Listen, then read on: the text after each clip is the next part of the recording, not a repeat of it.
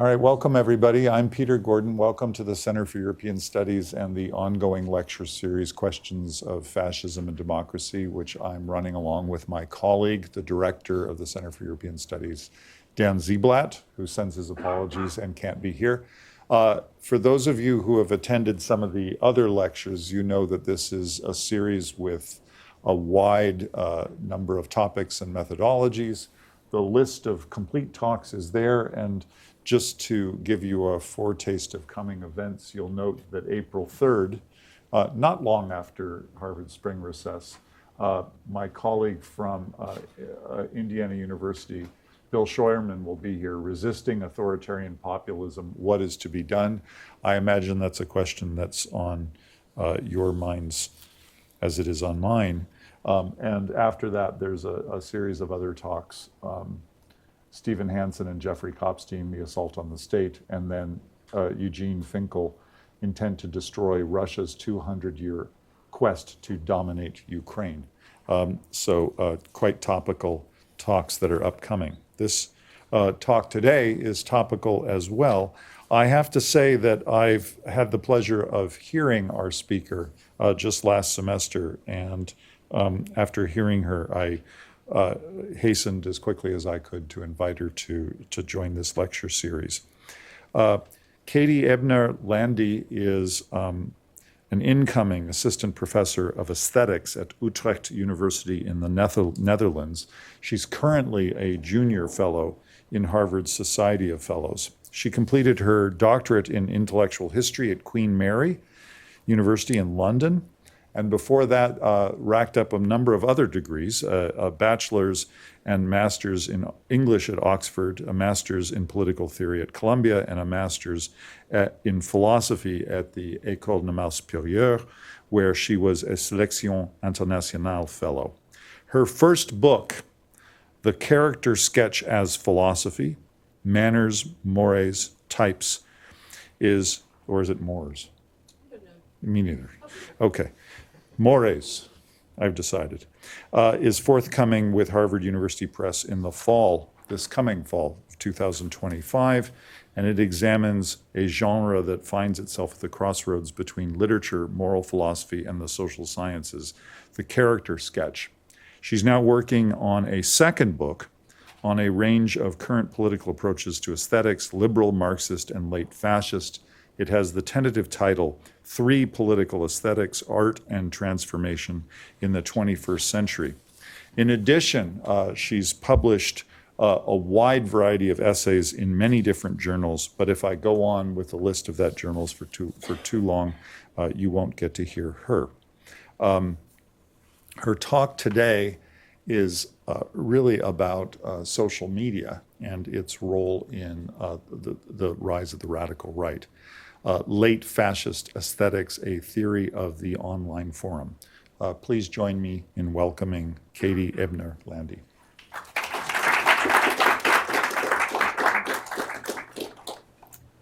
Okay, thank you so much, Peter, for having me, and for all of you for being here. As you can hear from my voice, I'm slightly on the ill side. So if there's a cough or a kind of weird rasping voice that occurs at any point, I have water, and hopefully I will make it completely fine and audible, but just wanted to forewarn you from the outset.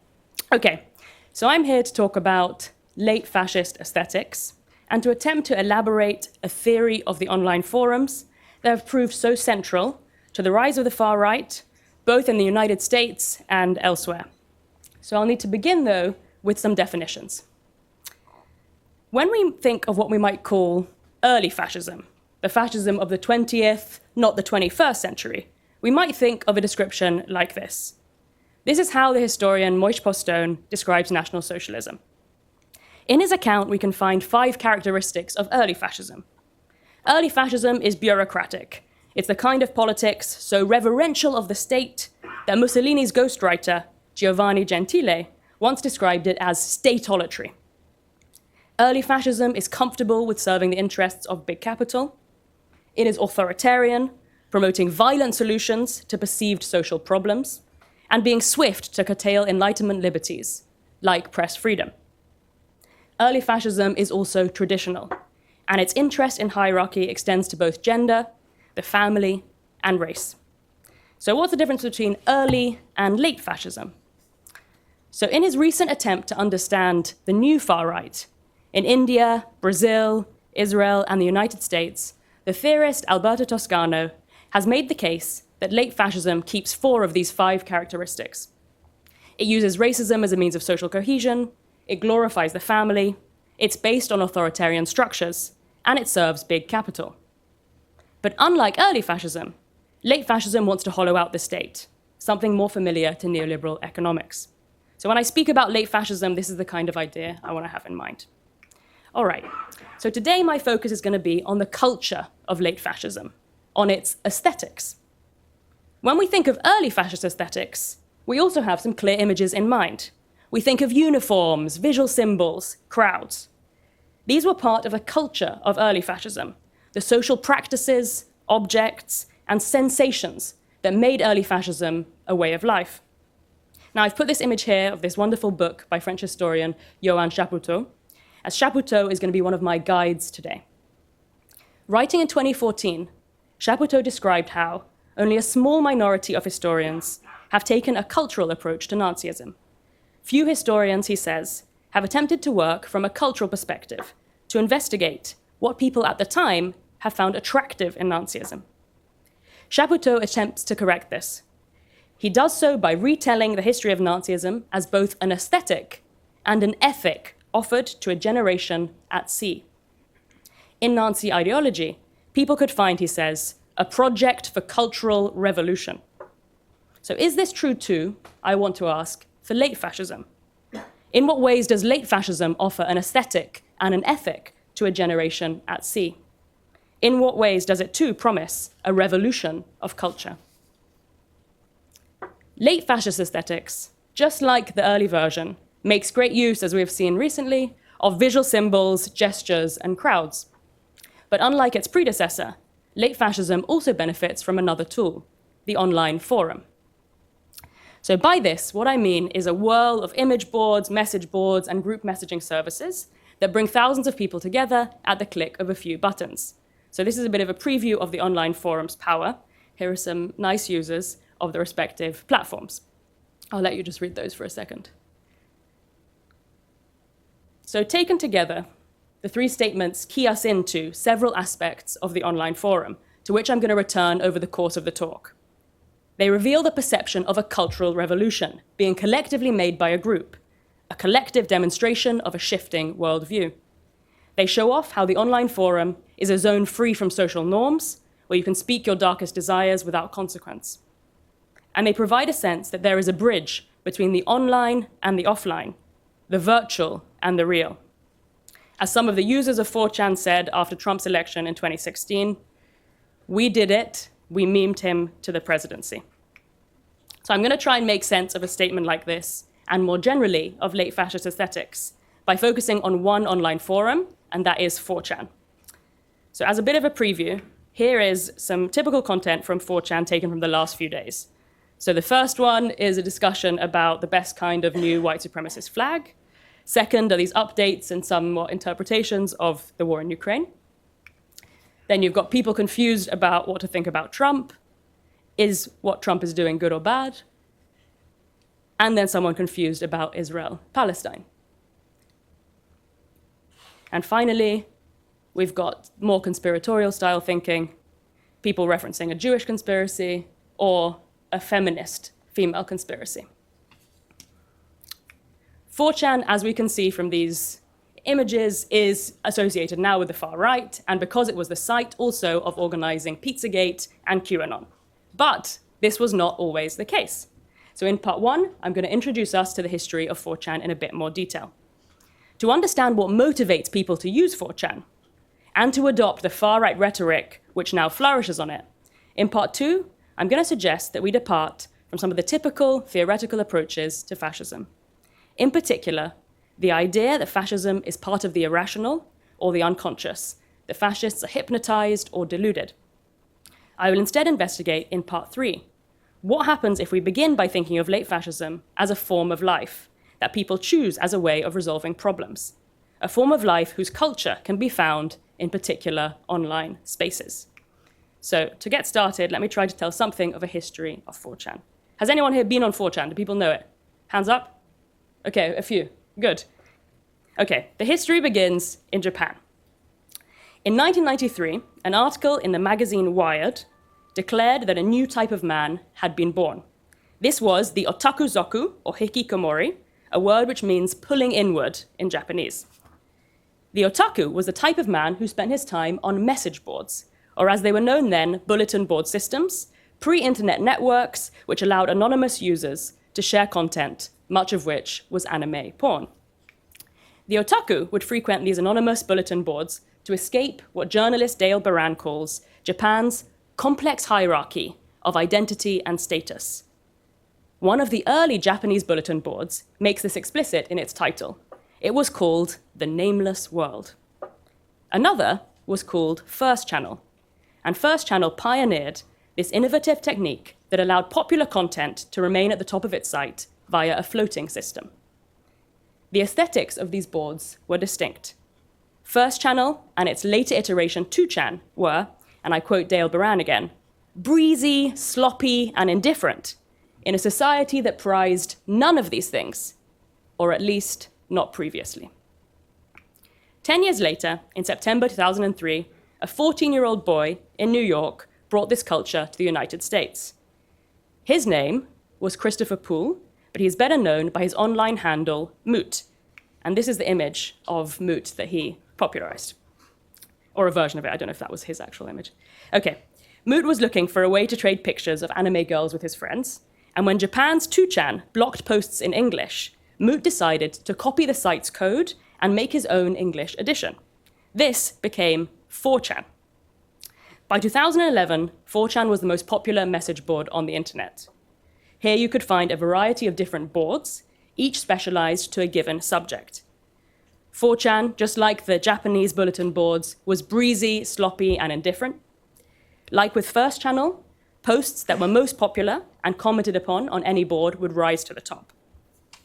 And like with The Nameless World, users on 4chan were called anonymous, or anons for short, and I'm going to use some of that terminology as we go through. This culture of anonymity, true to the message board, meant that people could shamelessly reveal all aspects of themselves in a way that they had never been able to do before. This was a space that valorized a certain kind of freedom, but at the beginning, it was not a space that necessarily swung to the right. Fast forward to January 2008, in the midst of the great financial crisis. So at this point, the 4chan users, or anons, decided to carry out their first live action. This has been called the first modern trolling. I don't know how to say that either. 4chan directed this action against a corporation, the Church of Scientology. This action happened after the church had tried to suppress an embarrassing interview with Tom Cruise. This made the anons angry as it curtailed internet freedom. The anons first coordinated to overload Scientology servers with the message, "We are anonymous." They then decided to stage live protests outside Scientology centers worldwide. And here's one from London. So this was the birth of the organization Anonymous, which probably lots of people here remember, a group who were anti-corporation, anti-power, and tech-savvy, who became known for their V for Vendetta masks. Anonymous, I also found out recently, were kind of nurturing, so they posted a guidebook on 4chan to help anons navigate real life, including advice like you should shower once a day, which we've now seen popularized by the right. Okay, 2010, when the effects of the financial crisis were starting to be keenly felt by this generation of young people who had all grown up online, the WikiLeaks scandal broke. Julian Assange is, of course, a perfect hero for the people on 4chan, committed to internet freedom and a kind of counterculture. He carried out at a very large and important scale the values that they affirmed. After critiques of WikiLeaks by the US government, PayPal and MasterCard both decided to confiscate the donations that WikiLeaks had received.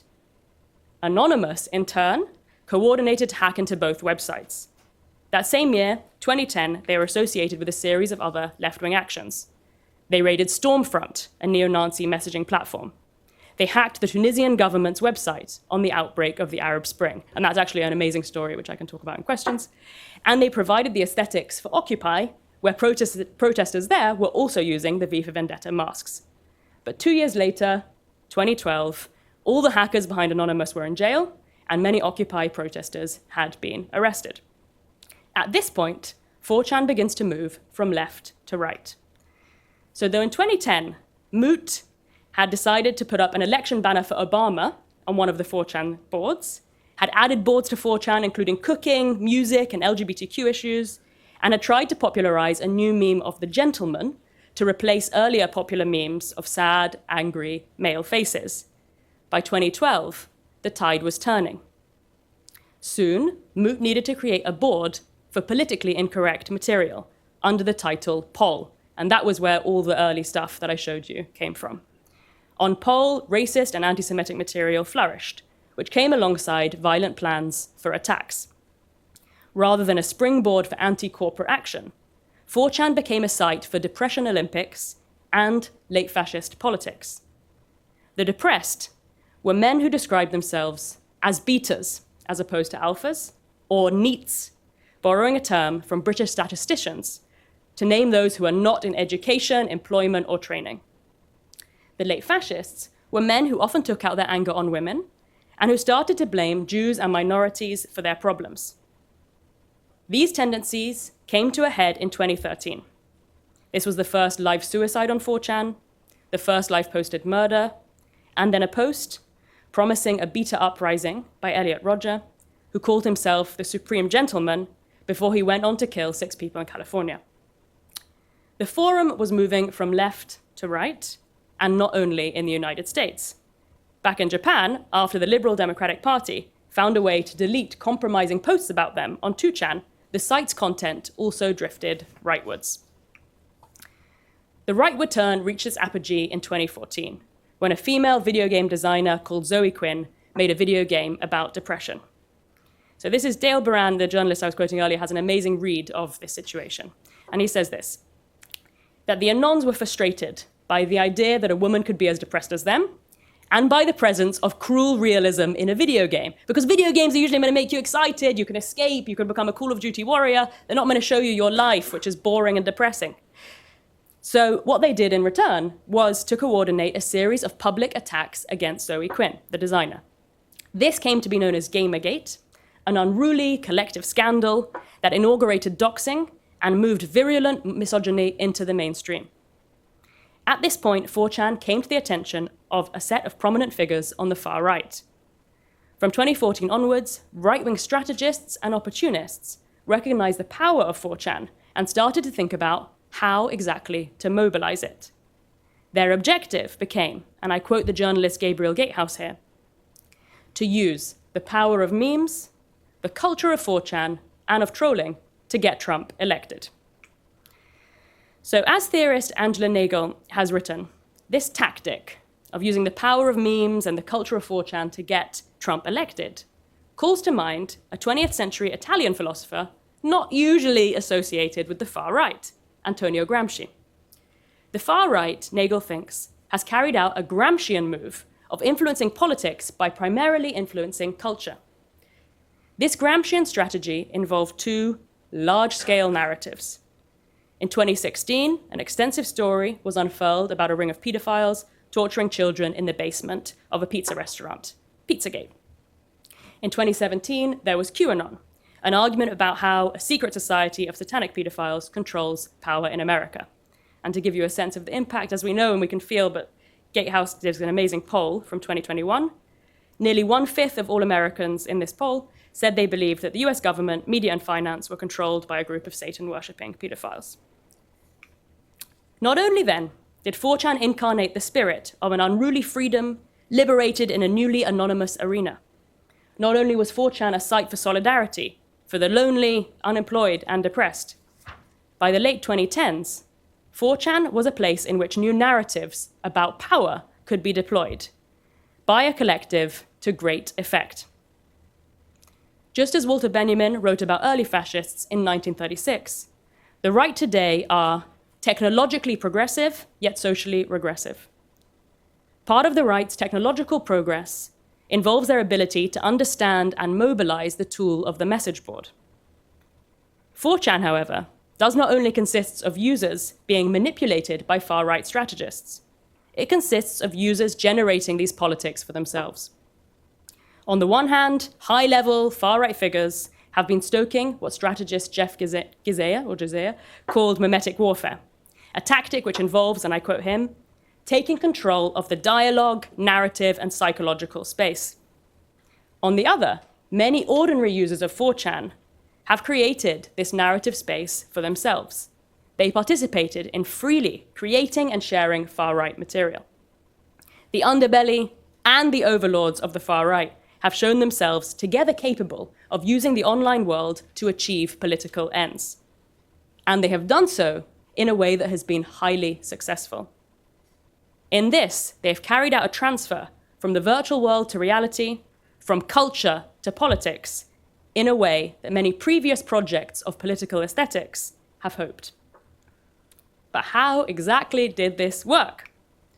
Okay, so to best answer this question, I think we're going to need to depart from some of the standard theories of fascism.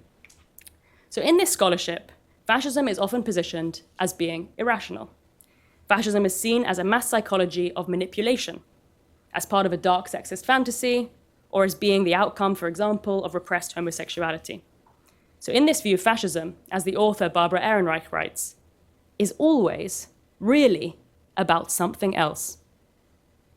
People are not understood as really being fascists in this model. Rather, they adopt fascism to fulfill other desires and ends entirely. As early as 1933, psychoanalyst Wilhelm Reich wrote that fascism is, and I quote, the experience of the irrational structure of mass man. Fascism appeals, Reich thinks, to the irrational aspects of the self. It speaks to the unconscious rather than the conscious. This perspective subsequently was developed extensively by Theodor Adorno. In 1951, when attempting to explain fascist propaganda, Adorno emphasized how fascist leaders work to manipulate an individual's irrational processes. The masses cannot be convinced of fascism by arguments, Adorno says, because these arguments are so bad. Rather, the regressive and irrational parts of people are mobilized instead by a particular kind of leader. Fascism, says Adorno, and I quote, simply takes men for what they are, the true children of today's standardized mass culture, largely robbed of autonomy and spontaneity, the true children of today's standardized mass culture. In order to actualize this fascist potential in the masses, Adorno thinks that the manipulation of the unconscious must occur. In these arguments, fascism speaks to a particular part of the self, irrational, dependent, mechanical, all of which are thought to have been cultivated by modernity. For fascism to appeal to this part of the self, it needs to pass through specific channels. It cannot be argued reasonably, as it is not accepted by our rational capacities. Instead, it must work through propaganda. At various points in his work on fascism, Adorno is led to use the language of delusion or hypnosis to describe propaganda's effect. In 1947, when Adorno and Horkheimer worked to give both a psychological and a structural explanation for anti-Semitism, they describe how the anti-Semitism of the masses is a result of, and I quote, a system of delusion. Earlier, when considering American fascism in 1941, as embodied by a Los Angeles preacher, Adorno uses an extraordinary phrase. Here he suggests, instead, that within fascism, people are not being manipulated as much as manipulating themselves. In general, arguments for fascism are so bad, Adorno argues, that eventually a fascist sympathizer must give up on their reasoning and convert it to faith. Fascist hypnotism may be characterized, Adorno here argues, and here's the phrase, as being essentially self-hypnotism. But what exactly is it to be hypnotized or to be self-hypnotized? So this is Darren Brown, famous UK magician. This will give us a classic example of hypnosis. So imagine a woman, as we can see here, putting her hands up in the air after a magician has hypnotized her. Even if she doesn't feel like she wants to put her hands up, this woman ends up doing so. She performs an action she feels she hasn't chosen. To apply this to our case at hand, describing fascists as being hypnotized would mean something like describing them to be doing something they do not want to do. These people are performing fascist actions or expressing fascist beliefs, even if they don't want to do so or don't believe in them at all.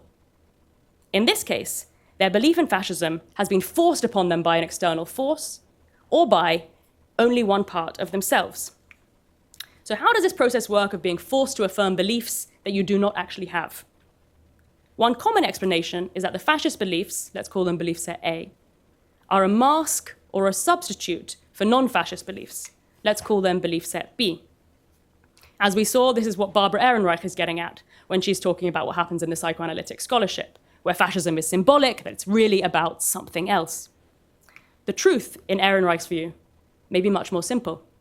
It may simply be that the fascist is not doing something else, but doing what he wants to do. With this, Ehrenreich introduces the possibility that we can begin a study of fascism, not with the assumption that it's a symptom of something else, but that it is what people want to do. So I think this approach is helpful and a helpful corrective for two reasons. First, while it's completely plausible, we're back, to see political positions as symptomatic for other beliefs, one would need to justify why fascism in particular gets this treatment.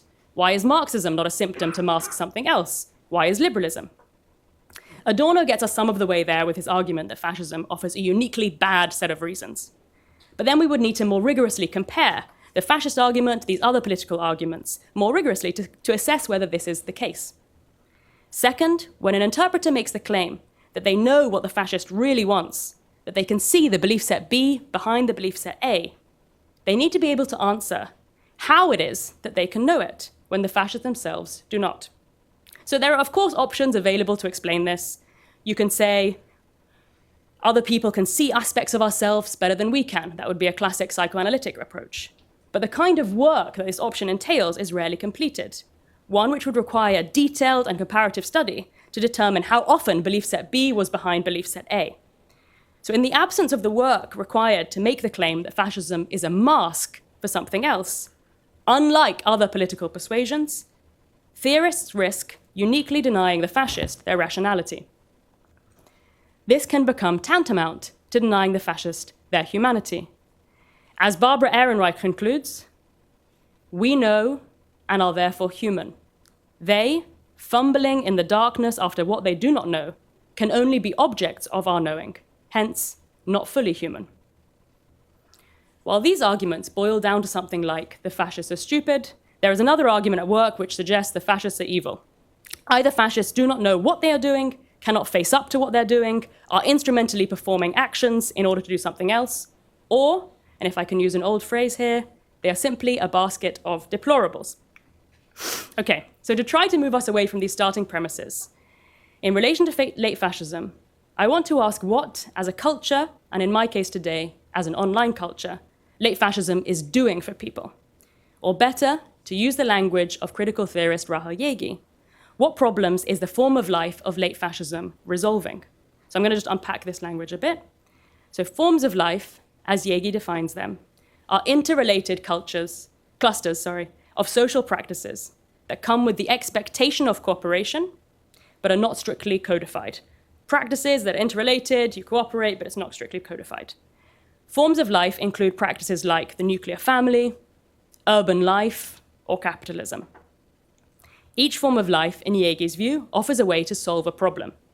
Jaegi argues that, for example, the nuclear family offers a way to resolve a tension between dependency and independency. In Jaegi's view, each new set of social practices that we develop emerges to respond to problems that are felt in a previous set of social practices. Does that feel clear? Yeah? Okay. Now, to bring this to bear on the subject at hand. Over the course of this talk so far, I've been discussing both the culture of the online forum and of late fascism. And I think both of them can claim to be forms of life. So engaging on an online forum involves a set of habitual, non-codified, interrelated social practices.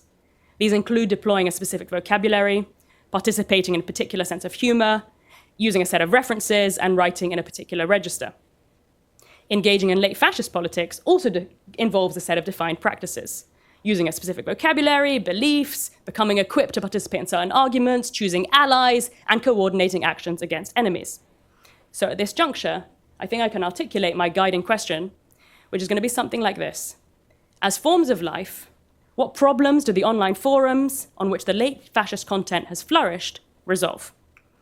So I'm going to offer now 4 different approaches to this guiding question, 4 kinds of problems that both the forum and the content that flourishes on it resolve. So the first is that the online forum offers an expanded Enlightenment public sphere. In this, it both responds to the diminution of the public sphere in the 20th century and resolves a tension in the Enlightenment theory of the public sphere itself, concerning the possibility of disobedience. So to outline this, I'm just going to briefly articulate the theory of the Enlightenment public sphere. So as Habermas defines it in 1962, the public sphere is a space in which private individuals come together to discuss subjects of public concern.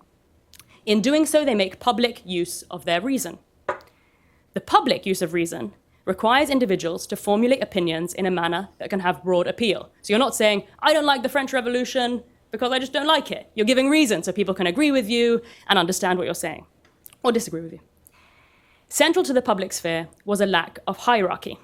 This was not a sphere structured by orders and estates, rank, but by the self-evidence and coherence of someone's argument. Rational arguments were thereby judged on universal standards of validity, as opposed to the status of each interlocutor. More sociologically, the emergence of the public sphere was also an outcome, as the brilliant book historian Roger Chartier has traced, of changes to the processes of reading. So after the print revolution, Chartier argues, reading was no longer a sacred, communal act of a holy book. Instead, it became an individual, private perusal of numerous non-durable pamphlets. This forged a new relationship between reader and text, one where readers became disrespectful of authorities, seduced and disillusioned by novelty, and little inclined to belief. So while introducing this idea of disrespect, and this is going to be the last moment on the Enlightenment public sphere, I should mention that Habermas's perspective on the public sphere is shaped by Kant's famous answer to the question, what is enlightenment? Here, Kant responded that enlightenment means freeing yourself from tutelage or immaturity by using your own understanding. People, Kant thought, should make public use of their reason in all matters, so long as civil order is not compromised. This leads Kant to formulate his three-word encapsulation of his answer to the question. Argue, but obey. Okay, Habermas's account, the public sphere dies a slow death over the 19th and 20th centuries, and it does so in part because of mass culture. Political newspapers and public discussions in places like cafes, that's the kind of 18th century image, comes to be replaced by political talk shows on TV. In this, new forms of culture place the public under tutelage again. Now, in what ways might the online forum revive or extend some of these initial aspects of the public sphere that Habermas says have been lost? A space like 4chan is participatory and not consumptive. On a 4chan board like Poll, people take a set of public events, think of the one on Ukraine, and subject them to debate, thereby making public use of their reason. Furthermore, a forum like 4chan is non-hierarchical. No one knows who each other are. There is a lack of concern about status. In theory, it is open to anyone who can type, a much wider franchise than the 18th century public sphere. In addition, on the forums, people are judged by the perceived interest of their contribution by being voted up on that floating mechanism. And furthermore, in terms of the causes for the old and the new public sphere, the online forum's approach to political thinking also seems related to a new way of reading texts, just as it was in 18th century Europe. If the print revolution inspired a way of thinking that was disrespectful of authorities, in turn seduced and disillusioned by novelty, and above all, little inclined to belief and adherence, the digital revolution seems to be doing something similar.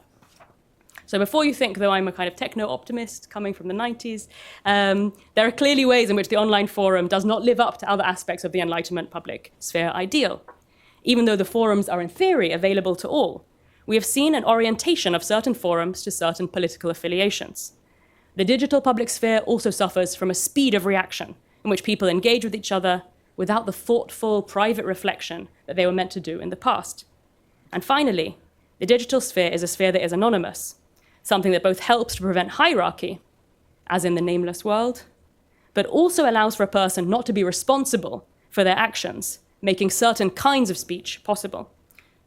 So when in 2022, Habermas published a new structural transformation to grapple with the digital world, he noticed some of these problems. In particular, he was worried about polarization. But he did not take into account how the operation of an online forum like 4chan extends several other aspects that Habermas found in the idealized public sphere of Enlightenment Europe. Okay, so what then do people get from a forum like 4chan? First, they get a version of this participatory public sphere that diminished in the 20th century, a way in which their voices can be heard on a set of political issues.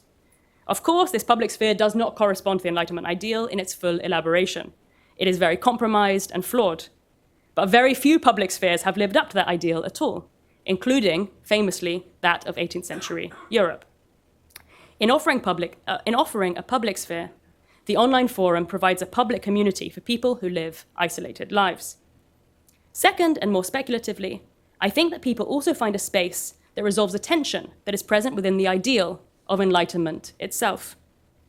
Kant's ideal of the Enlightenment, encapsulated in that phrase, argue, but obey, is highly limited. If we are truly free to argue, surely we can be truly free to develop sufficient arguments that would make us want to disobey. When the public sphere doesn't allow for this, it reveals itself to not actually be a space for real participation. Real freedom from immaturity, real freedom from tutelage is not actually granted in this model.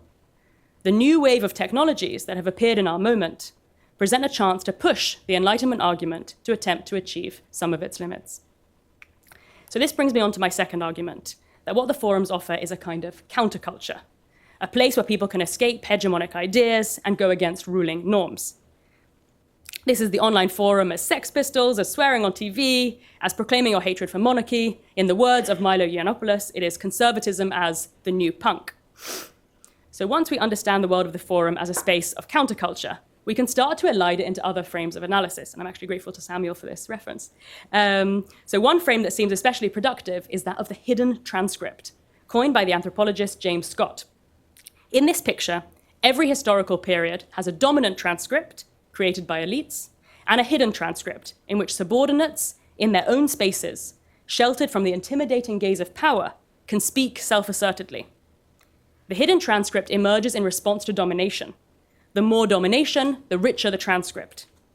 This richness is born from frustration, from the idea that you cannot return the domination to which you have been subjected. Often, the hidden transcript will descend into fantasy, in which anger will be imagined and performed. In this, it can become a zone of wish fulfillment. James Scott explores examples of this from African-American culture, including a very extraordinary ballad which celebrates the sinking of the Titanic with its white upper-class elites. Fantasy life, Scott concludes, among the subordinated, is likely to take the form of schadenfreude, joy at the misfortune of others. Okay, with this account in mind, you might be thinking, how can this idea of subordination apply to the guys on 4chan? These are users who, according to 4chan's own advertising profile, are predominantly male, come from wealthy countries, and at least from their discourse, seem largely white. Can they truly be elided into this subordinate subject position? So I think the best way to respond to this might be to point to the role that the financial crash had in shaping the politics of 4chan. The crash thrusted a generation of people into piecemeal and deadening employment, if they had employment at all. It left these men not feeling privileged, but slighted and depressed. But the proof might be in the pudding, as to whether James Scott's analysis of a hidden transcript fits.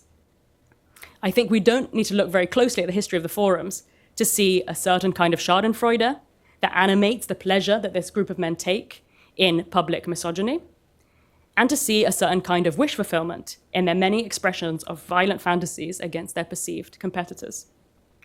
So this is my first meme on the slide, I think, so far. So to look at this a bit closer, we can compare 4chan with Tumblr. So 4chan, as represented by this green man, is often placed in contrast to Tumblr, a site founded in 2007 for blogging and networking. Wait, poll of the room, who has been on Tumblr? Okay, more than 4chan. So this meme itself fantasizes about the two coming together, but historically they're very starkly contrasted. Tumblr was a space for body positivity, respect for people's identities, consensus, and dialogue. It was here, I think, that the phrases trigger warning and check your privilege were coined, and its politics leaned liberal.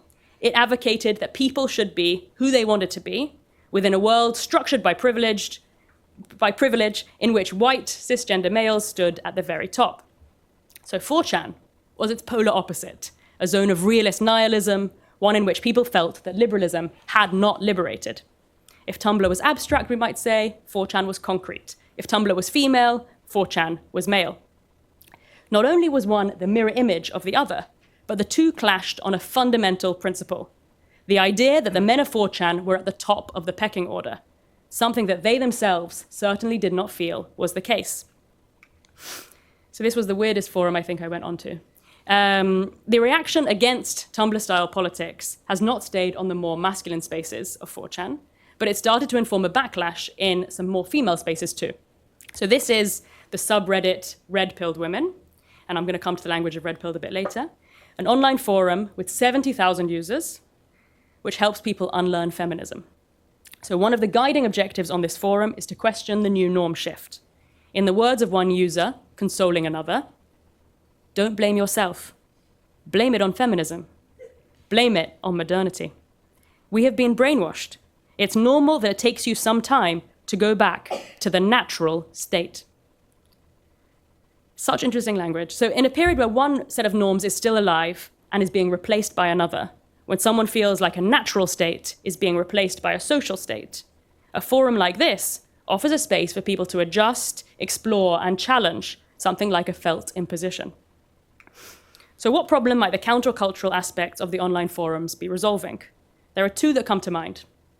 First, the resolution of a contradictory position in which the users of 4chan found themselves. They were being told they were powerful, but they didn't really feel themselves to be so.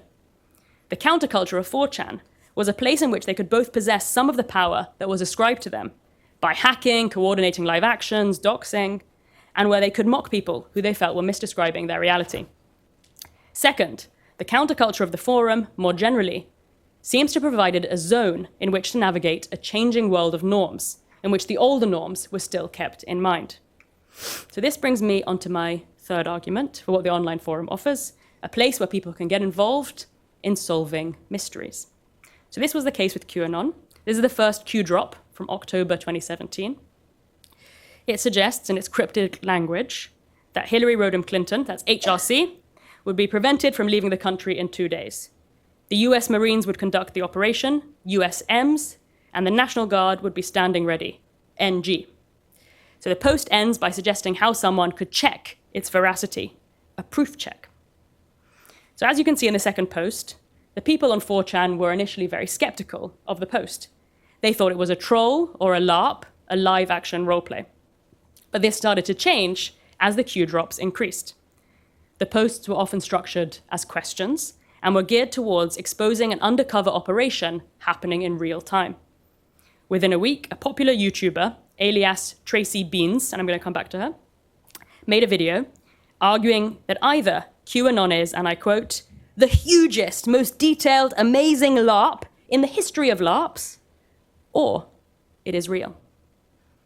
So whether you're someone who thinks it's real, or someone who thought it was a joke, or someone who oscillated between the two, and there were a lot of people like that, the practice of engagement was similar. Dig for clues online, find facts, prove ideas, and then add to the story. So QAnon came about after an earlier attempt at live puzzle playing on 4chan. This resulted in Pizzagate. So as Gabriel Gatehouse narrates it, in July 2016, someone appeared on the poll board, claiming to be a high-level analyst at the FBI with intimate knowledge of the inner workings of the Clinton case. They called themselves FBI Anon. The case here refers to the FBI investigation of the Clinton Foundation, real case, which had started in 2015. When some 4chan users saw the message, just like they would be later, they were skeptical. They thought it pretty unlikely that the FBI would be leaking sensitive information to a message board. But when WikiLeaks released emails between Hillary Clinton and John Podesta in October 2016, things looked a little different. At this point, FBI Anon came back into action. They wrote a new post. When you are reading Podesta's emails, remember that the Clintons deal in weapons, drugs, and people. Some terminology in use is far more nefarious than many of you suspect. So with this, the hounds are released, the puzzle began. 4chan users started combing through the emails to see what terminology might be particularly nefarious. And what they decided on was cheese pizza, a word that occurred frequently in the Podesta corpus. So why did this term catch their attention? Because the letters CP, cheese pizza, were historically used on 4chan to surreptitiously alert readers to child pornography. So when the Podesta emails included references to a particular pizza restaurant, Comet Ping Pong, with the fated initials in its name, people started to get all the more suspicious. Gradually, the collective narrative was born that in the basement of Comet Ping Pong, something bad was happening to children. A month later, a man called Edgar Madison Welch drove to Comet Ping Pong with a rifle and a handgun, hoping to liberate the children. He was disappointed to find not only no children, but no basement. So the question for us is then, why did people get hooked onto this activity? Of course, as we all know here, probably more than ever, there is a basic pleasure in figuring out a puzzle or resolving a mystery. But that presumes there is something to be figured out, a mystery to be resolved. Why do people think this was the case? So let's return to Tracy Beanz. She entered what she called the truth community after 2001. In an interview, Beanz described the awakening she had after she learned that the invasion of Iraq was premised on false claims about weapons of mass destruction. With her profound suspicion in the state anchored, the idea that more secrets could be lurking seemed entirely plausible, especially in a moment where the inner workings of the state were revealed via a drop from WikiLeaks. But why would only right-wing citizens be interested in holding the state to account via these methods? Well, they aren't. So I think, in relation to the contemporary, QAnon and Pizzagate might actually be most fruitfully seen next to two organizations on different sides of the political spectrum, Bellingcat and Forensic Architecture. So these are both open source citizen investigation teams, one more angled towards resolving problems that liberals care about, and others problems more of interest to the far left. So these organizations are tapping into the same thing that animated QAnon and Pizzagate, but have just been a bit more successful in their research. So to give you a bit more information about each, Bellingcat is a group founded by British citizen journalist Eliot Higgins. Scattered around the globe, the organization describes itself as an online collective investigating war crimes and picking apart disinformation, basing our findings on clues that are openly available on the internet. Sounds like something else. Bellingcat sees itself as showing ordinary citizens how to expose wrongdoing and as demanding accountability from the powerful. Just like Tracy Beanz, Bellingcat's founder references one event that was the key inspiration, the breach of public trust that happened with the Iraq War. Unlike Q, however, Bellingcat's targets are not the Democratic Party or the corporate elite, but rather people liberals don't like. They target neo-Nazis in Virginia, the Kremlin kill team, and the disinformation that was circulated about COVID-19. At the level of an organization, Bellingcat is more like a company. It has a large staff, I think 30 staff, and an office in the Netherlands. So the more left-wing version of this, do people know Forensic Architecture here? Okay. It's a team based at the University of London who won the Turner Prize, big art prize. And this team was likewise born, they say, in the open source revolution. As a collective, they use methods including interactive cartographies, remote sensing, and satellite image analysis, all of which are readily available. They have a list of different targets to Bellingcat. They investigate, they say, states and corporate entities, including militaries, police forces, government agencies, and companies, for their violent acts, including repressive policing, civilian deaths in conflict, structurally racist policymaking. So, pairing the three together, while the followers of Q were investigating Hillary Clinton and John Podesta, Bellingcat was investigating neo-Nazis in the United States, and Forensic Architecture, the police force. But all three of these organizations use open source information, multi-user collaboration, start from the position of a mistrust of power and a desire to take action, and mobilize an itch that every researcher knows, the interest in solving a puzzle. The comparison between these networks, though, I think provokes a big question. Why do these individuals take it upon themselves to resolve big political problems? So at this point, I want to make a historic parallel. So when I was looking into the 18th century public sphere, one thing that was most interesting and exciting to me was the mémoire judiciaire. So this is a genre that is credited with being foundational for the public sphere and perhaps also for the French Revolution. So this is a legal brief that was published in droves in the 1780s and 1790s in France. And these are accounts of real legal cases by lawyers concerning both aristocrats and ordinary citizens. The cases depicted in these briefs involve the public in questions of state, long before it was able to involve itself by voting. They made what had once seemed private, public. In exposing issues of state, the legal brief thus became an arm to combat judicial iniquity. The lawyers who wrote them, the voice of the nation, mediators between the private and the public sphere, between the people and the sovereign. For Sarah Maza, the principal historian of the subject, it is not surprising, therefore, that roles of great political importance opened up for lawyers after the French Revolution, and that law itself came to be understood as a foundation for political legitimacy.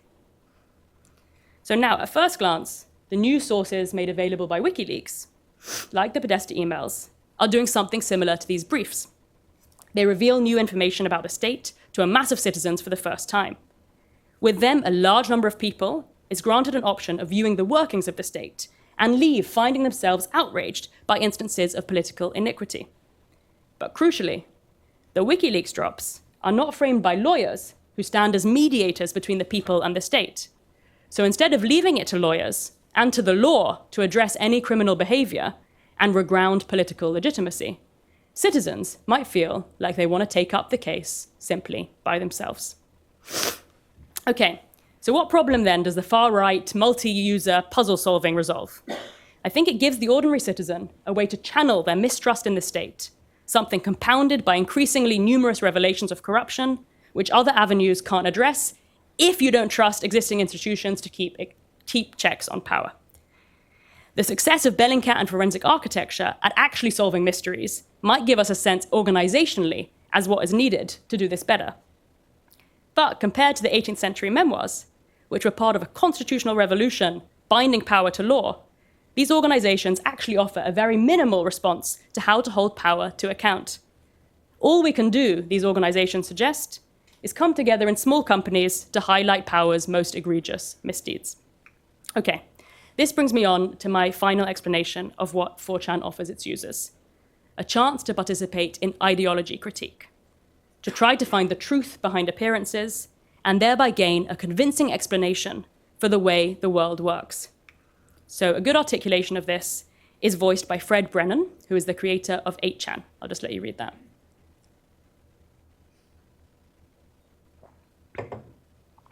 In 2014, the idea of the red pill emerged on the poll board of 4chan. The reference is from the 1999 film The Matrix, and recalls the scene in which Neo chooses the red pill to learn the truth about his world, which turns out to be an illusion. What does taking the red pill promise? It promises people, as Brennan wants, to see behind a world of appearances and reach the truth. Often, the term red pill is placed in contradistinction with the term woke. So here, for example, is the author Honor Levy comparing the two in her new book. One term is used by the left and another by the right, but both, she says, aim at revealing the truth behind society, at producing the type of alertness that hurts. If you are red-pilled, you're likely going to think the Holocaust didn't happen, that we live in a world run by women or Jews.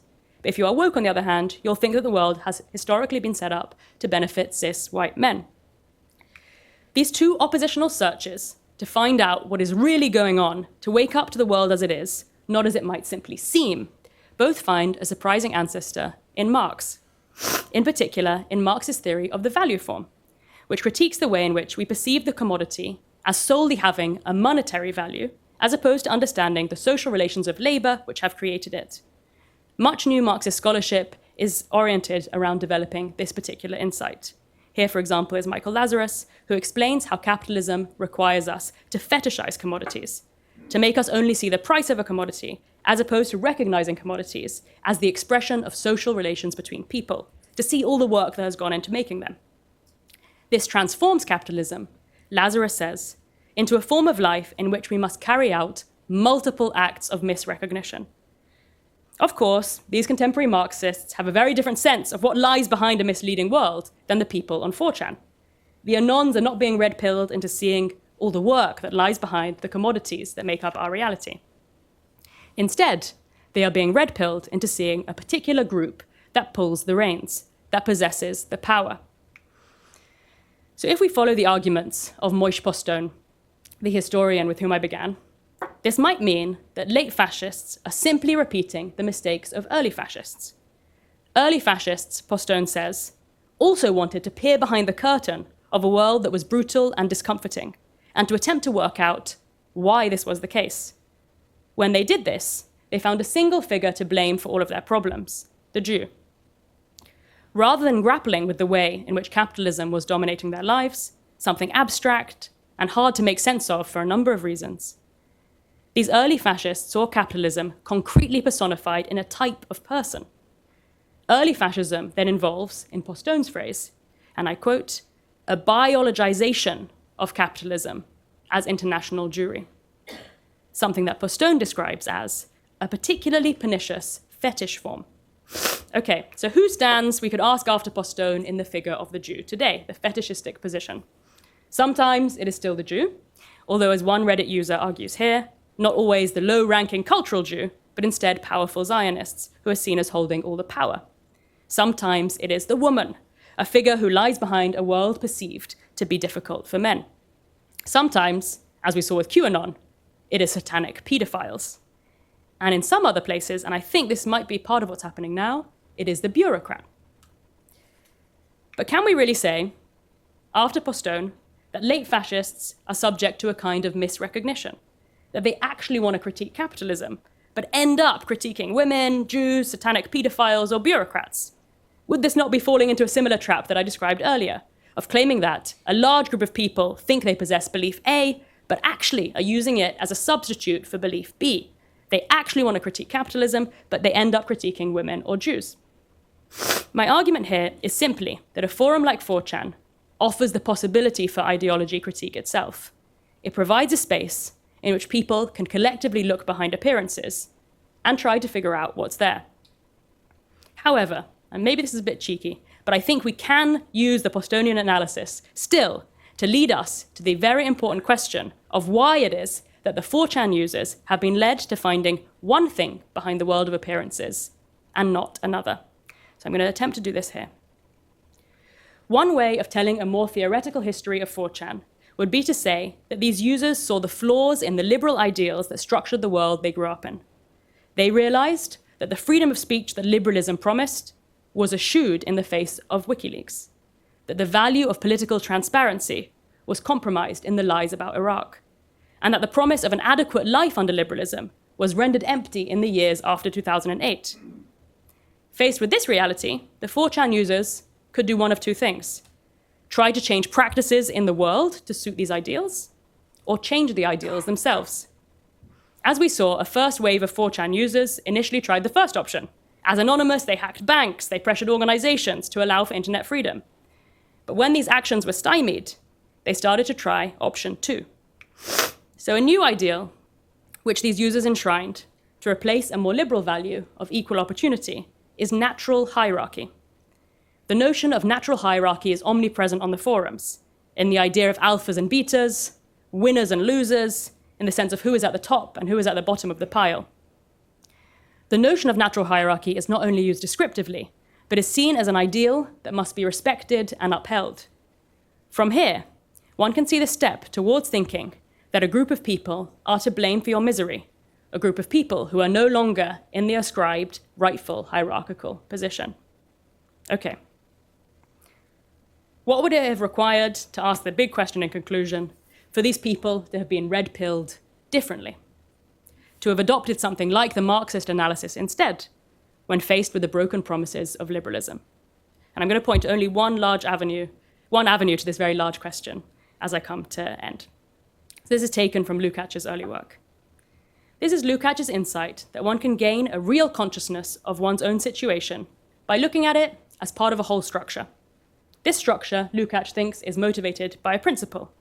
In the case of the late fascists, the principle they seem to have chosen is that of natural hierarchy, which explains the whole structure by arguing that one group, the Jew or the woman, wrongfully sits at the top and oppresses all the people below them.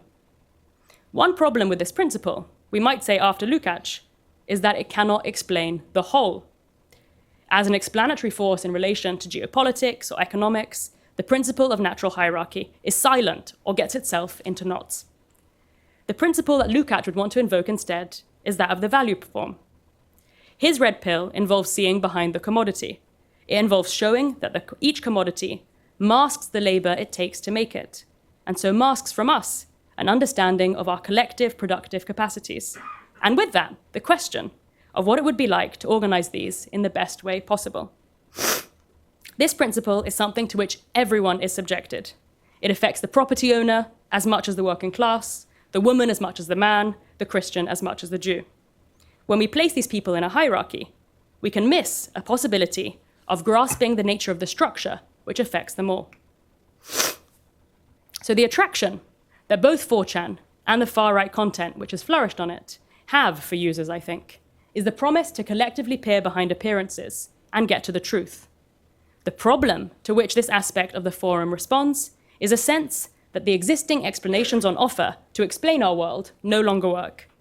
In this, the forum provides an arena for a kind of demystification that has long been a tool within Marxism, with the left not forcefully making a case for a different kind of demystification in these spaces.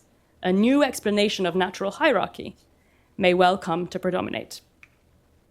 Now, to conclude, what I've argued is that late fascists on a place like 4chan have not been hypnotized into their beliefs. They have come to hold them because both the beliefs themselves and the online forum on which they have been developed offer a form of life that resolves a set of problems for them. These forums provide a particular kind of public sphere, one which isn't about status, which allows for discussion, and which isn't hampered by the limits of civic order and obedience that structures the earlier Enlightenment model. These forums offer people a chance to voice their perceived resistances to a new order that they feel has not served them well in the form of a hidden transcript or counterculture. These forums further present a new kind of political site where power is not experienced, as in feudal monarchies, as a theatre, with the public as spectators, or as in 18th century France, as a courtroom to be adjudicated by lawyers, but instead as something closer to a participatory video game, in which individual players are invited to collectively resolve puzzles, in a period in which no one else can be trusted to do so. Finally, the forums additionally offer a space for people to try to figure out what is really going on, to critique a reigning ideology that no longer seems to make sense to them. Now, if the left, and I mean this very, very broadly, wants to address the problem of late fascism, I think it will need to offer equally compelling responses to these animating issues, a task that is prevented when we ignore the aesthetic aspects of late fascism. Thank you.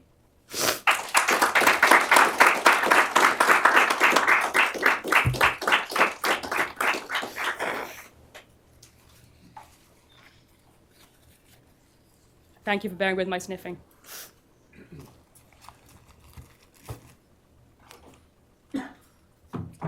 Thank you so much.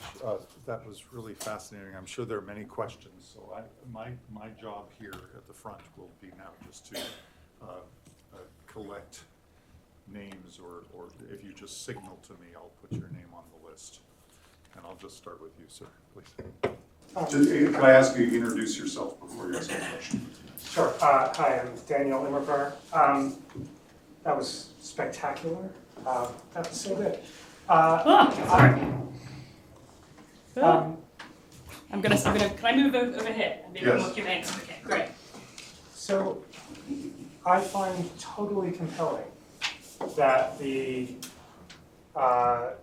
failures of the kind of early 21st century politics and economy go a long way to explaining what's going on the message boards.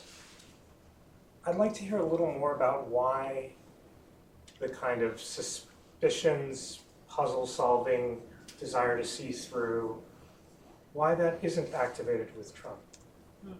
Because you could imagine the same people thinking, well, this is an administration that lies, that covers things up, that has foisted economic hardship on us, et cetera. So all the complaints that seem to apply to the George W. Bush through Biden might also seem to apply to Trump's, but I get a sense that those are felt different. Yeah. So I think that sometimes they actually are now coming up on the forum. So there is this meme that I've seen circulate a lot, which has do you remember the gentleman slide with all the different faces? So there's one of the faces, and it's that with the MAGA hat, and that person is like in response to Trump saying one thing and saying, yeah, that's great, and in response to him saying the opposite and saying, yeah, that's also great. And so I think there's like beginning to be a kind of critique in the same way. And I think these spaces are effectively anarchic in actually trying to push different suspicions of all different kinds of political groups. And this is as present as some of the earlier stuff that was pro-him. So maybe it could be. I think it's like a proto space for mobilizing exactly that kind of suspicion. Oh, thank you. My name is Sophus Reinhardt. I thoroughly enjoyed that, and I think I have a few dozen questions, so maybe we could chat at some point.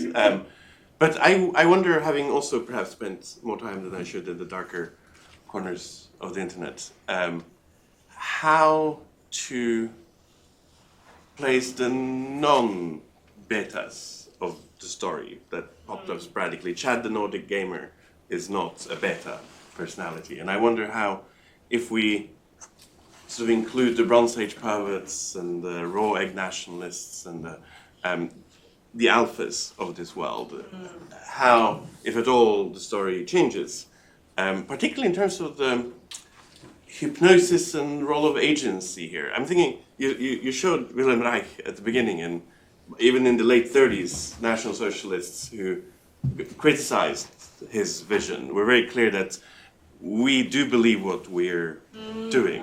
And there were actually critiques of them LARPing already by the, they didn't use that term, but they were Boy Scouts playing in the woods and whatnot. So there's the language from the 30s to the contemporary era. It's eerily similar. I can send you some references, but I think the alphas give you an agency here, and I'm just wondering how that, particularly bodybuilders like Roig nationalists, fit into your story. Yeah, that's amazing set of references. Thank you. As you answer your question, might you explain raw egg nationalists for those of us who don't know what that means? And Chad the Nordic Gamer. I think maybe, could you explain these references as they were in your question? So, I mean, you showed a meme of Chad the Nordic Gamer, who's, it was the person on the left. Yeah. The handsome, dashing, bearded Aryan computer gamer who is muscular and has no problems getting action, so to speak. And it's, an ideal. And raw egg I mean, they all have Stone Age herbalists, raw egg nationalists. There's this world of anonymous. They're not anonymous. They have names, but obviously they're nom de plume. And they are essentially the new Julius Evolas of the world, a sort of differentiated aristocratic, to your point, challenge to the Enlightenment paradigm, much like in the 30s, the French Revolution and its leveling delusions is sort of a key bogeyman in this world. And I'm just wondering how these architects of a very different, superior form of non-performative but lived National Socialism plays into the structure you described. Yeah, I think like it's a really nice way of framing it as the alphas and the betas. So there's one kind of alpha, which are the strategists, like Jeff Gizea and a bunch of other people. My sense is like that in the histories I've read, those people get a lot of airtime, and you start to see a kind of network of shady people who are organizing things from above. And whenever I finished reading one of those histories, I felt really dizzy and disoriented, because it feels like its own version of like everything's being controlled by this series of individuals, which didn't seem to be fully true. And so I think like while that's a part of the story, that part of the story is being told, and I feel like getting behind the mass story is such a weird phenomenon, and like feels like a story that hasn't been told in full detail. One last point though about because you mentioned like the different types, and yeah, as Peter said, my book is on character types, and I think part of maybe what's drawing me to these things is like, what are moments in which people are drawn to make types of people as representative for a series of different ideas, and that might be some kind of fertile way to think about your question more. Please. I also have dozens of questions. It's tremendously interesting, thank you. To try and pin it to one, I'd love to press you to speak more about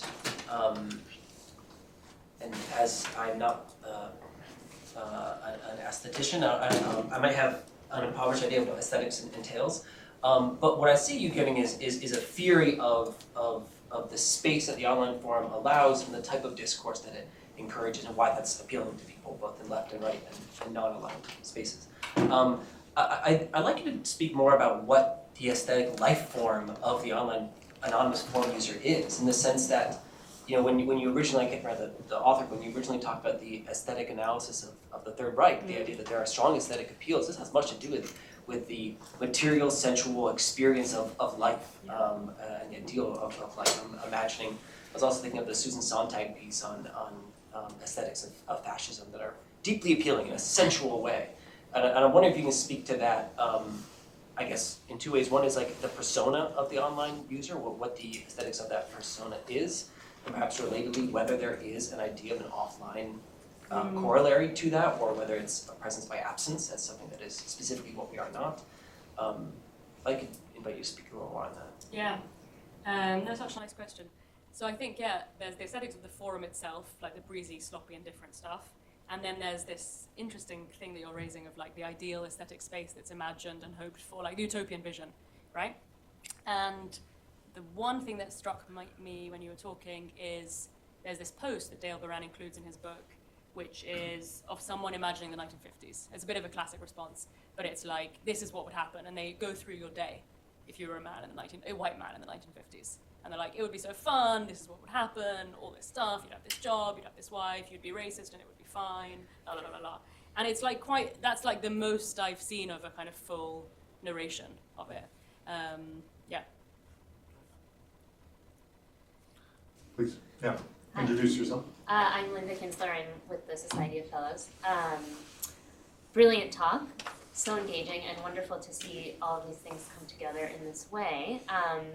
I would like to ask you to talk a little bit more about your conception of how this relates to law, because I was really struck at that moment when you turned toward Bellingcat and forensic architecture, this kind of brilliant turn towards showing that they're all invested in the production of a certain kind of evidence, right, and in a practice of verification as they see it. And I think that there's even more to say about the relationship of these entities to kind of the legal apparatus, as you suggested with the historical analogy. And it's like, when you look at what FA or Bellingcat or any of these places do, that actually when they try to go to court with their investigations, that's where things get really tricky, and sometimes they're not accepted into the proceedings. So I think there might be more there. And even like in the vernacular that you used, you said, oh, people are drawn to take up the case by themselves, right? And in the extradition example, like they're still trafficking in the language of law. They can't escape it even as they're trying to push back against it. So I'm wondering, and I know in your other work you've kind of thought about this more, so perhaps you can elaborate more. Yeah, that's so interesting. I don't know if we can get away from the language of evidence and verification, I wonder, yeah. One thing that I was reading about FA that I found really interesting, sorry, this is a way of kind of just dwelling with your question as opposed to answering it, was it was a problem when they won the Turner Prize, which is an art prize, because people were like, you're going to be seen like the far right, how do you distinguish disinformation and information? They see themselves as a research agency, but they always quote Nietzsche and talk about the problem of not being able to find a real truth. And so it's a tricky territory that they operate in, and it's interesting that they have this section on their website, like, this is how we can bring our evidence to court.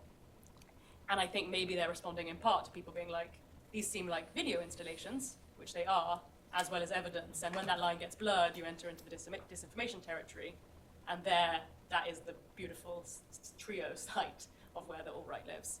But I should think more about that, thank you. Let's see.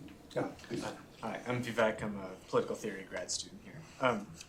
This is amazing, thank you. One of my questions is, to this particular type of online user on 4chan, like, what does, like, victory look like to them?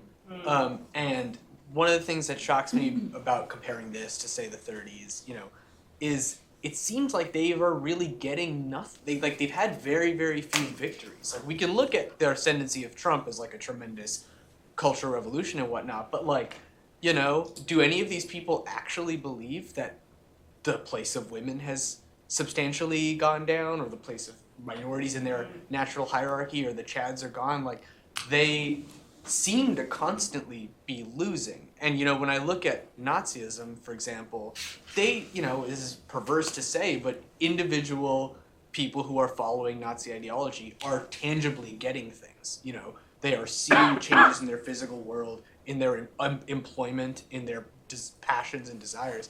And so I kind of wonder why this is perpetuating so much constantly. I understand there's a positive feedback loop that associates with like ideology and seeing people that agree with you. I get that. But like the material lives of any of these losers on 4chan has not changed, like at all.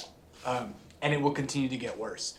And why does something like this continue to perpetuate itself when it seems to go against all of the material and commercial incentives to continue to do this?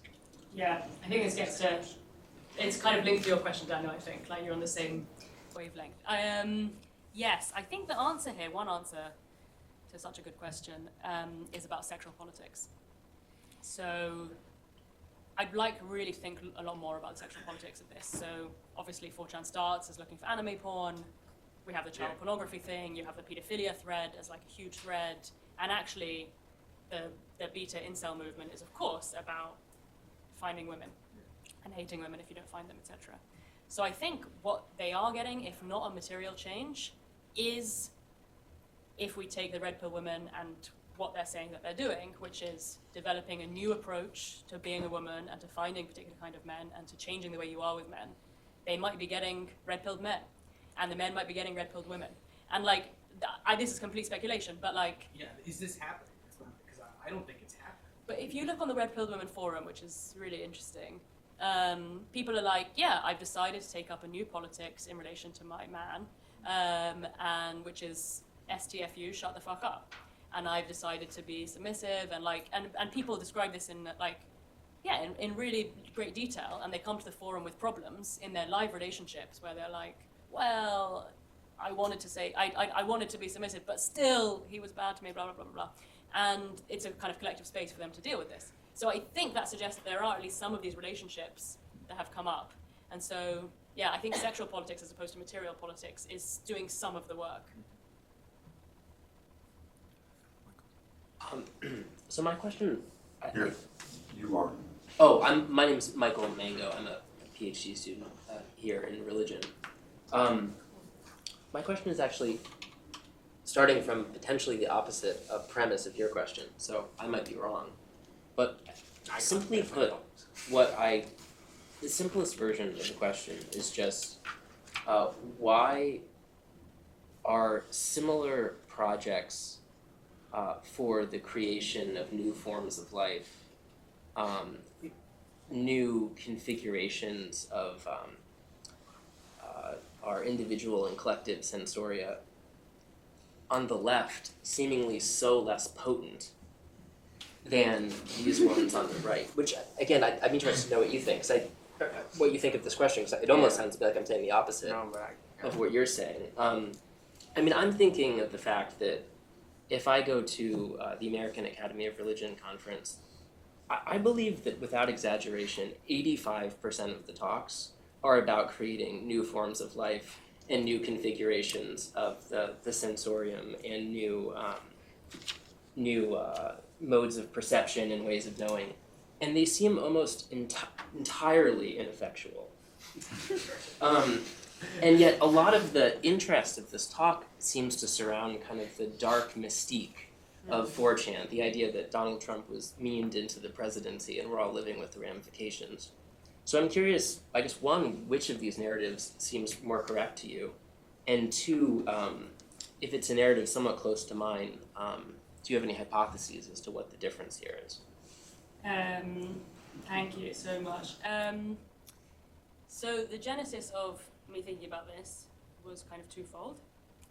One was I started working on liberal approaches to aesthetics, like from Adam Smith all the way up to Nussbaum, and thinking that they are also quite ineffectual about kind of developing pity for people suffering, whether in a Dickens novel or a Ken Loach movie.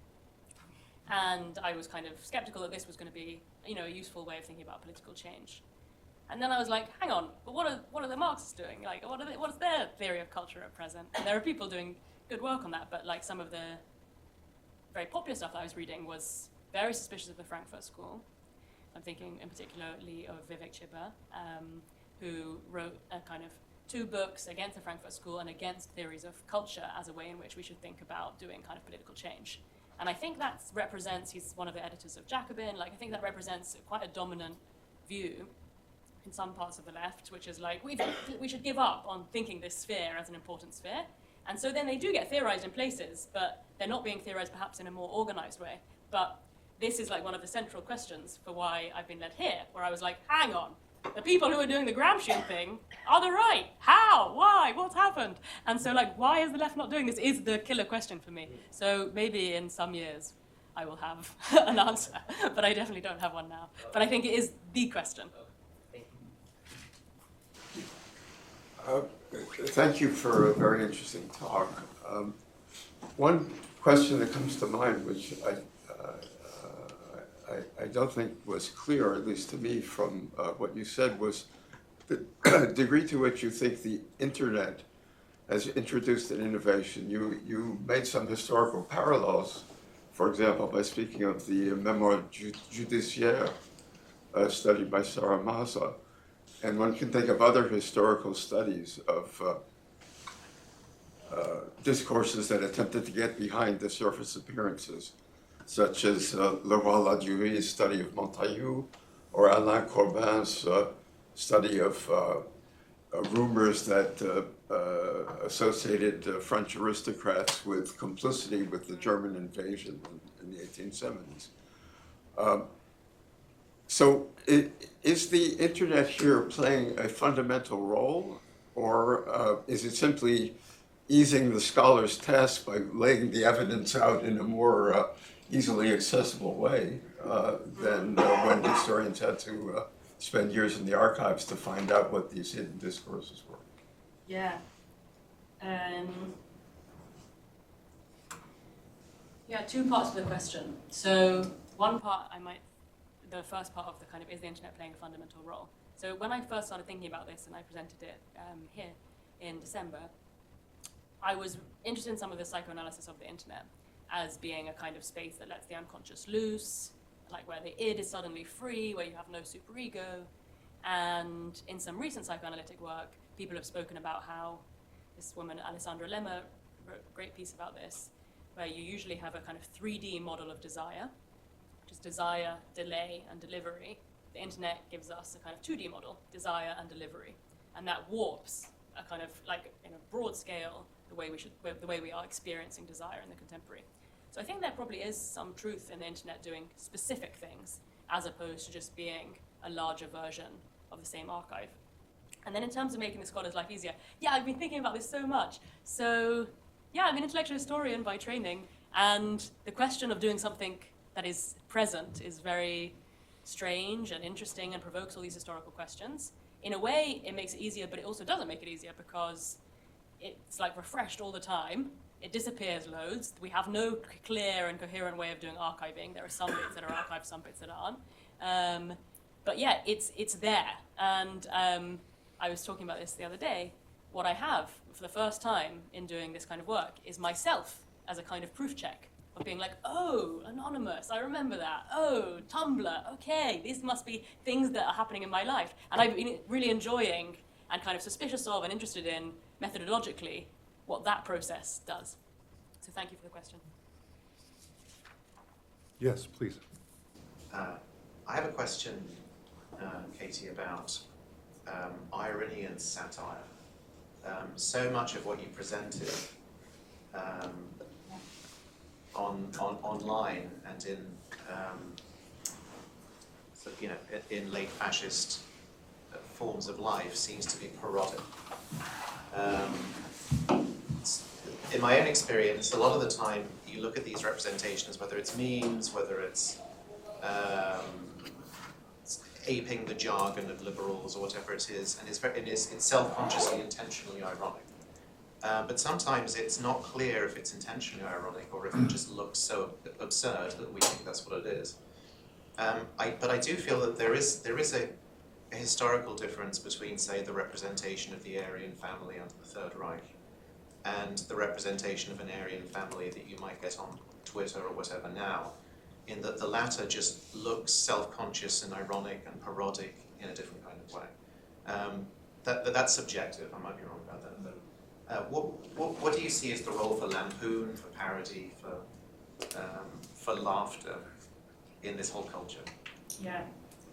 I think that attaches in part to the countercultural element, to the ability to laugh at everything, kind of sometimes including yourself, and to use the tools of irony and satire to do so. I think like the one way, which I might link up your two questions, is in thinking about these three different political aesthetics, liberal, Marxist, non-existent maybe, and late fascist, there are different aesthetic motors at play. So in the liberal one, you've got pity, empathy. In the Marxist one, when you do get stuff, you get a lot of possibility. So I don't know, there's this book, Everything for Everyone, this new kind of oral history of the commune, which is like, yeah, let's imagine this commune in 2050 or whatever. So you get possibility and kind of hope maybe as a motor. But this, irony and satire, seems to be the motor for the far right. And it seems to be very powerful. I notice it in the same way. I don't know enough of the 30s stuff to like assess the self-consciousness of now versus then, but I'll look at that. Thank you, as always, for more great references. Yes, please. Hannah Friedman, thank you so much for this. As a French historian, I was especially loving the stuff about the public sphere. But my question is actually more about going back to the question of the internet. And I'm interested because I think that there's a sense in which these boards are very internet 1.0. And I wonder, I think that there's so much about kind of internet 2.0, about kind of commercial capture, which maybe is about the kind of Habermasian critique in other parts of the internet holding in the present. And I think, a lot of the work that's been done on the kind of early internet, I'm thinking of like Jessa Lingel's scholarship on Craigslist, I think looks at the internet 1.0 as keep the internet weird. Can we that there's kind of a leftist tendency to want the internet 1.0 to offer us something of that kind of early internet where this kind of anarchic, anonymous communication was possible, where, really you could kind of talk things through. So I guess I'm just interested, I think that also seems like an aesthetic choice. And is there commercial capture, or is this just the aesthetic of the internet 1.0, still operating as something that's useful to signal that? But there seems like there's something interesting going on in whether that's a choice or just it's obviously a choice, but kind of what their relation to the kind of corporate internet is. So interesting. Yeah. I think the answer maybe, or one part of the answer might be in the anonymity. So you can't make yourself a brand on 4chan. And there was actually this huge debate that I was reading about between when 4chan users had to have a nickname or not. And there were debates early stage where people were really angry with the people who wanted to keep the nicknames, and people were like, no, we will move fully to anonymous. So I think with that, when you just have anonymous users, you can't do the profiling as much. You can't do the making yourself into a brand in response in the kind of self-promotional spaces that we get, like Twitter or whatever. Yeah, although now they are open to advertising, because after the doxing thing, everyone was like, we hate you, we don't want you on our servers, after Gamergate. So there's now some more advertising, but not lots. But I think the anonymity seems to be a key part of the resistance. I'll jump the queue here until another person raises their hand. I'm going to offer a footnote as an illustration of something, but then I have a methodological question. The footnote is just, I was thinking about birds aren't real. Yeah. And if anyone's looked at that, it has an aesthetic which seems to be self-consciously, well, first of all, it's deeply ironic because in a way it's making fun of conspiracy theory. It's done so quite knowingly. But it also has the aesthetic of Internet 1.0, I guess, if that's the proper terminology for that. And it's extraordinarily crude. It looks like the Space Invaders video game that I played when I was a teenager. Anyways, that's just a footnote to illustrate a point. I have a methodological question, though. I love the talk, but it seemed to me that you were trying to offer an explanation for this neo-fascist aesthetic that's beyond the hermeneutics of suspicion, that is, that it was functionalist instead. and you laid out the various functions or purposes that online discussion is serving to these people. And I understood that to be a functionalist explanation. And invoking Ehrenreich, it's not supposed to be a suspicious explanation. That is to say, it's not supposed to be an explanation which sees people as motivated something that's motivated by, say, desires beyond their own understanding. And I understand that point, but I actually want to challenge you as to whether you're consistent on this, and maybe you can correct me. The term late fascist itself seems to me normatively loaded. It's an evaluative term. And in the presentation itself, by invoking Marxist explanation, it seems to me fairly clear, performatively, methodologically, I assume personally, you're aligning yourself with politics that are not those of late fascism. I mean, that seems to me striking, pretty rather obvious. In that respect, the term late fascism is doing critical work for you.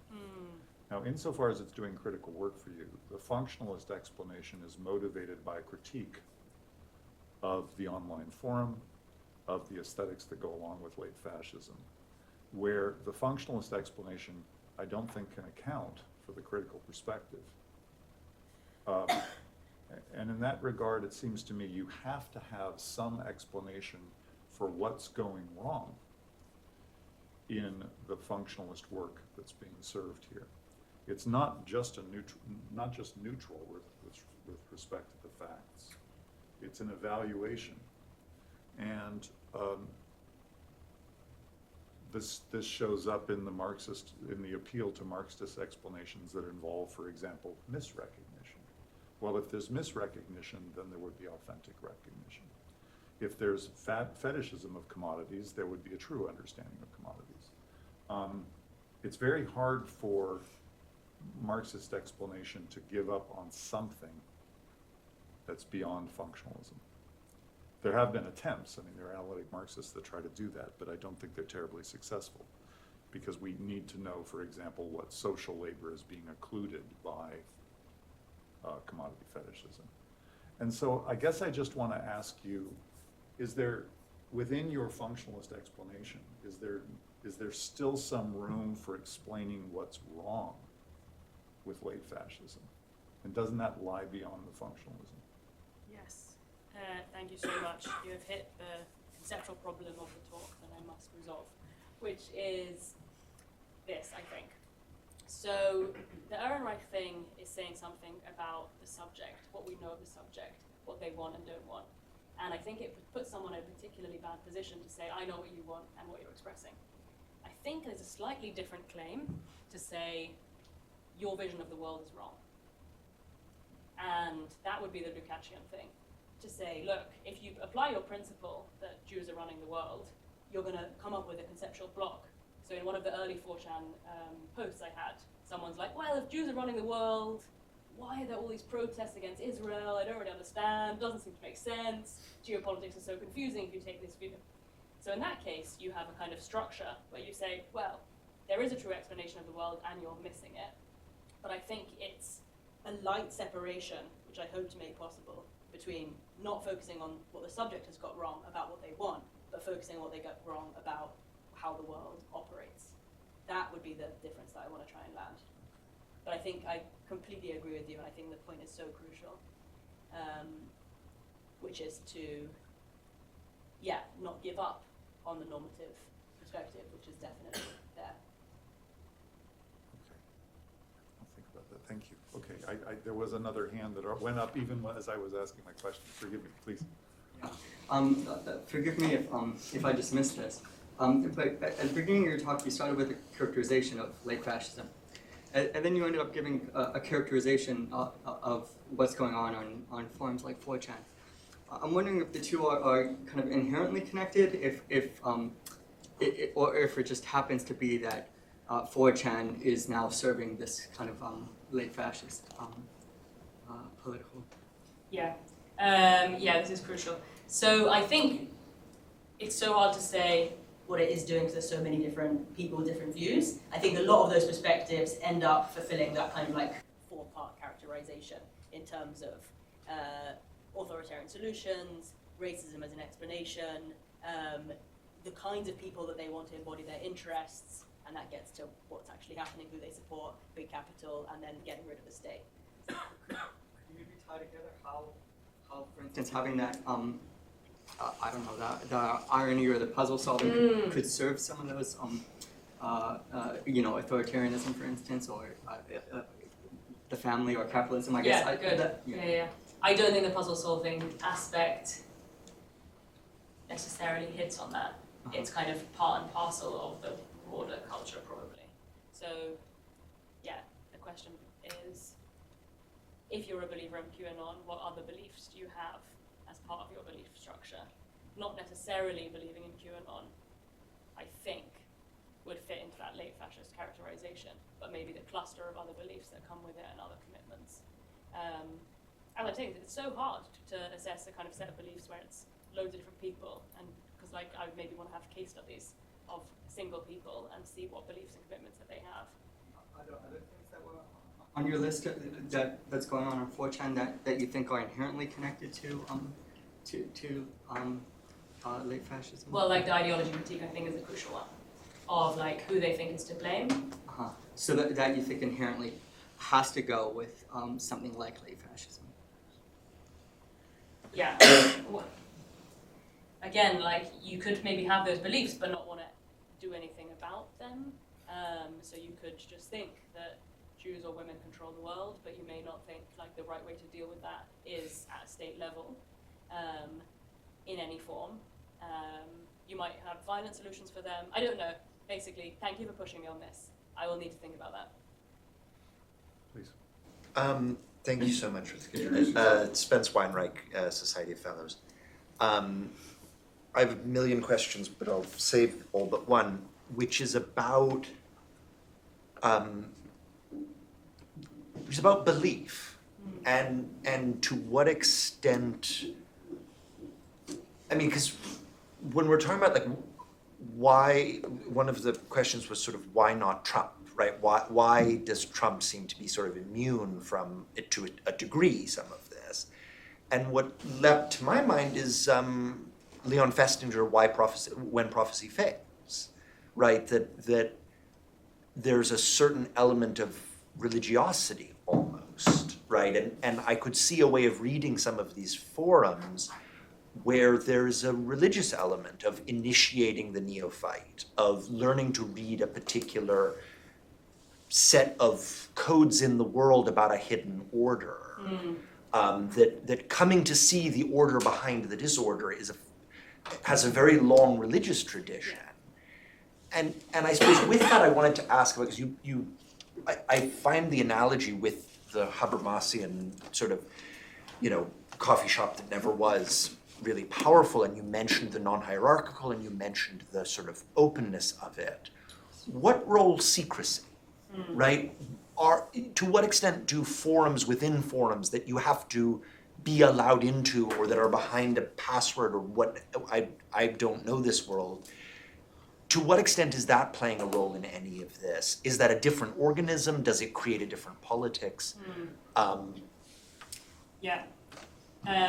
The religious legacy to the kind of revelation is of course crucial. There's one woman, Julia Ebner, no relation, who has worked on this, and she looked at like Islamic extremism and far-right groups, and there's a term that's used in the Islamic extremist groups, Jahiliyyah, I think, which is about awakening. So it's like the red pill woke, the awakening, but of course there's like a big Christian tradition of this as well. Forums within forums, the one place where this does happen that I know about is with Anonymous. So like the super hackers developed their own secret group, and within that there became a mole for the state who ended up selling out all the people. So that's like what happened when you had the secrecy writ large. The history of this is great and told in this book by Palmi Olson called We Are Anonymous. Please, yeah. Jensen Souther, Society of Fellows.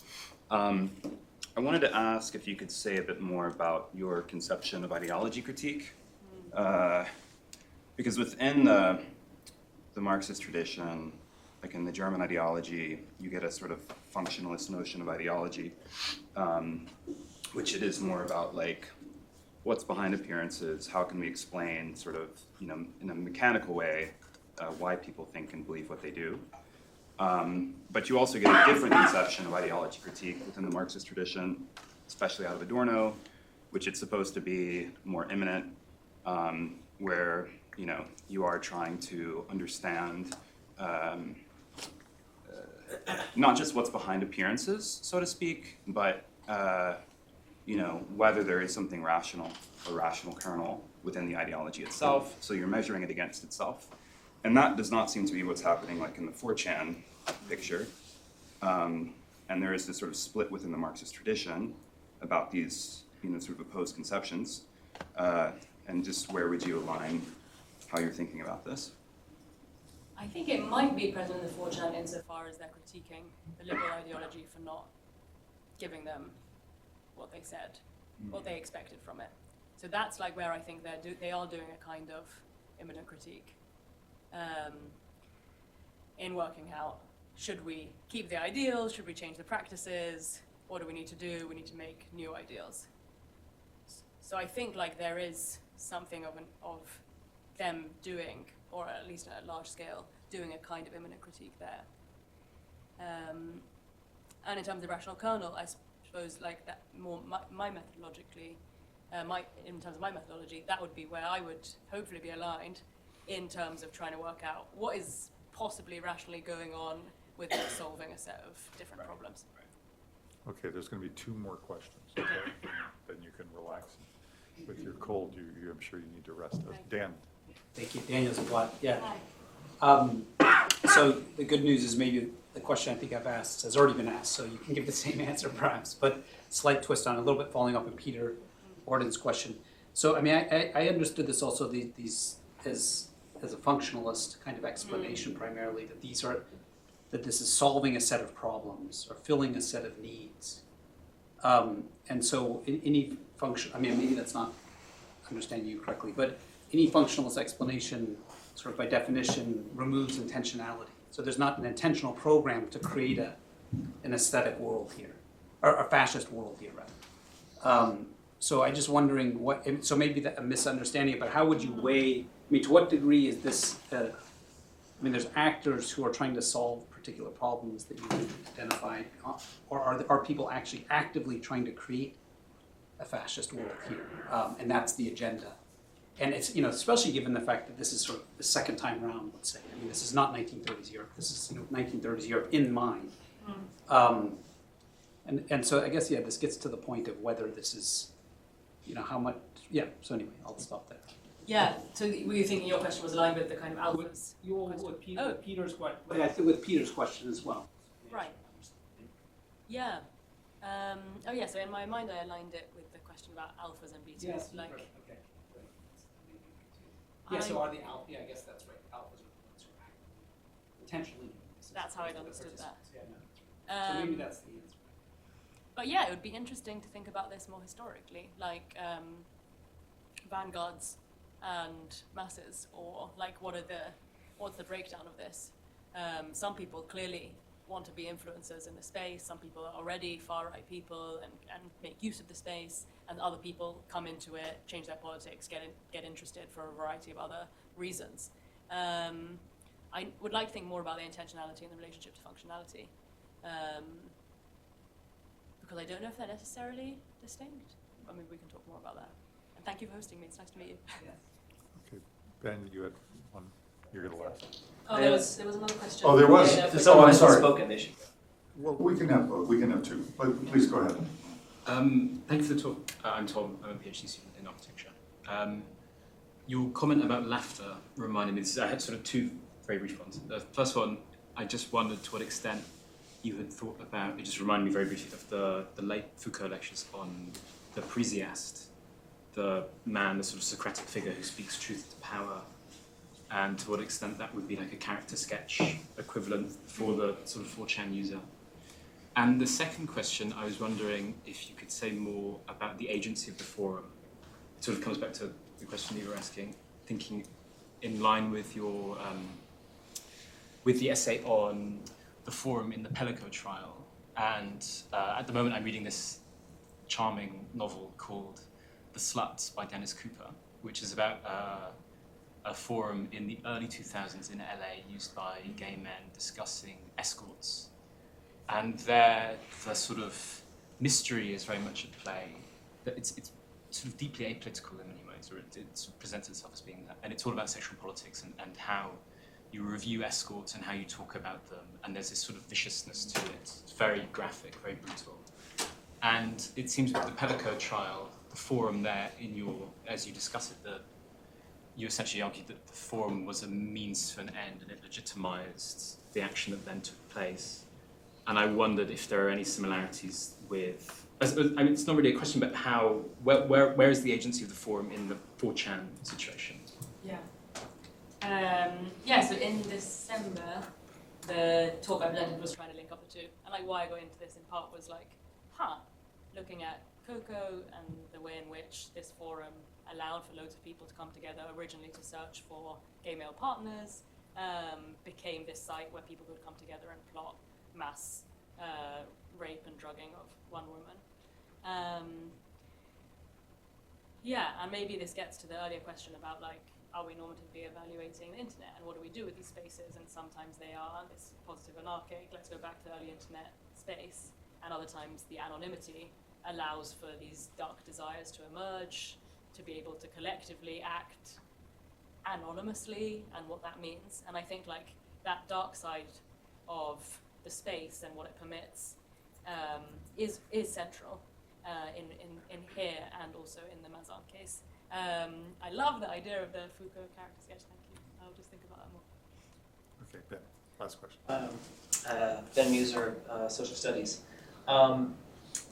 So a couple questions you've gotten have been about, okay, if this is this kind of anarchic space of ideology critique, how do we account for its kind of political alignment with Trump? Maybe not perfectly consistently, but or alignment with a fascist policy, which is not quite the same thing as the theory of the forum.